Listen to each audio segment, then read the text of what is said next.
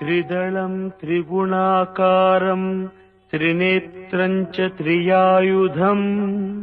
त्रिजन्म पापसंहारम् एकबिल्वं शिवार्पणम् त्रिशाखैः बिल्वपत्रैश्च अच्छिद्रैः कोमलैः शुभैः तव पूजां करिष्यामि एकबिल्वं शिवार्पणम् कोटिकन्या महादानं तिलपर्वतकोटयः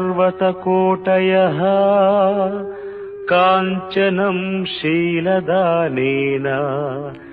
एकबिल्वं शिवार्पणम् काशीक्षेत्रनिवासं च कालभैरवदर्शनम्